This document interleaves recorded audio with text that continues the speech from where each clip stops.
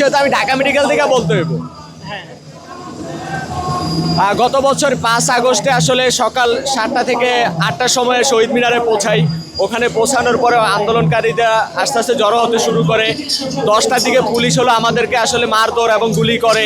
তারপর আমরা সবাই সরিয়ে ছিটিয়ে যাই। তারপর ঢাকা মেডিকেলে জরুরি বেগে কয়েকজনকে চিকিৎসা দেওয়া সহ আমরা ওইখানে অনেক ব্যস্ত হয়ে পড়ি। তারপর আবার বৃষ্টি হয়, আমার মনে আছে। 12টার দিকে আমরা ঢাকা মেডিকেলের দক্ষিণ গেটে চাঙ্কারপুল এলাকায় আবার আন্দোলনকারীরা জড়িত হতে শুরু করি। তারপরে পুলিশ চাঙ্কারপুল এলাকায় ছিল, আমরা সেখানে প্রতিরোধ করার জন্য আগেই আসলে আগুন টাগুন জ্বালিয়ে নিচ্ছিলাম, কারণ আমরা ধারণা করতে পারছিলাম পুলিশ গুলি করবে বা টিয়ার শেল ছুড়বে। আসলে একটু পরে পুলিশ টিয়ার শেল ছুড়ে আমরা আবার ছন্ন বিচ্ছন্ন হই। আবার একসাথে হয়ে আমরা আসলে সামনে যাওয়া শুরু করি।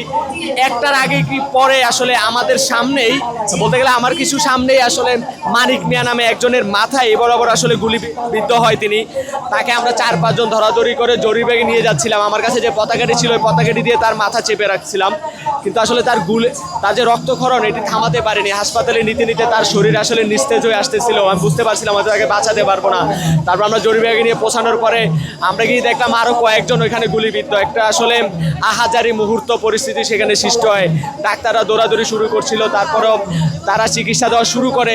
মানিক মিয়ার বন্ধুরা এসে তাকে সাহস যোগাচ্ছিল। আসলে আমরা আসলে পরবর্তীতে মানিক মিয়াকে বাঁচাতে পারিনি।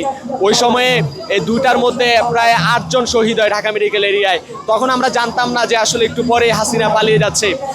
বাহিরে এসে খোঁজখবর নেওয়ার চেষ্টা করছিলাম কি পরিস্থিতি আন্দোলনের।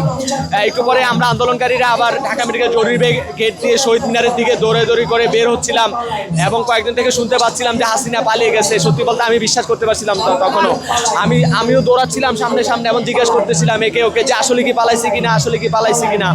কেননা আবার বলতেছিলাম যে যদি পালাইবো একটু আগে কেন গুলি করে আমাদের ভাইদের মারলো, এরকম আসলে মন্তব্য করছিলাম। একটু পরে যখন আমরা আসলেই রাজু ভাস্কর্যের ওখানে আসি তখন আসলে শিওর হয়ে যে শেখ হাসিনা পালাইছে, এবং আমরা সবাই অনেক উদযাপন করি। কিন্তু তখনও আসলে আমার মন খারাপ হচ্ছিল, কারণ মানিক মিয়ার ঘটনাটা, এবং আমার মনে হচ্ছিল হয়তো আমিও মারা যেতে পারতাম। তারপরে আমরা আন্দোলনকারীরা সবাই এই মিছিল নিয়ে বাংলা মোটর কারণ বাজার হয়ে এই সংসদ ভবন এলাকায় আসি আসলে 3টা-4টার দিকে। সেখানে নাহিদ ভাই, আসিফ ভাইদের রিক্সার বহরে তাদের সাথে সাক্ষাৎ হয়। আমরা সামনে গিয়ে অনেক উদযাপন করি। আসলে অনেক হাজার হাজার মানুষ আজকে আবার এই যে সবাই যে আসলে বিজয়ের যে স্বাদ সেটি আবার উদযাপন করতে আসা। দীর্ঘ 15 বছরের যে আসলে ক্ষোভ, তার যে বহির্প্রকাশ আসলে 5 আগস্ট আমরা দেখেছি মানুষদের মধ্যে। এবং সন্ধ্যার দিকে আবার গণভবনে যাই, গণভবনের পরিস্থিতি পর্যবেক্ষণ করার জন্য। সেখানে গিয়ে দেখলাম তো আরও ভয়াবহ পরিস্থিতি। সবাই সবার মতো আসলে এটা ওটা নিচ্ছে, ভাঙচুর করতেছে, আগুন জ্বলতেছে চারদিকে। 5 আগস্ট যে আসলে যেটি হয়েছে এটি আর বাংলাদেশে আসলে না হোক, কেননা আমরা এই স্বৈরশাসক আর আমরা বাংলাদেশে চাই না। এত গণহত্যা, এত অত্যাচার আমরা চাই না। নতুন যে বাংলাদেশ গড়ার আমরা স্বপ্ন দেখছি, সেই নতুন বাংলাদেশ জনতার হোক, মানুষের হোক, আসলে এটাই প্রত্যাশা করি।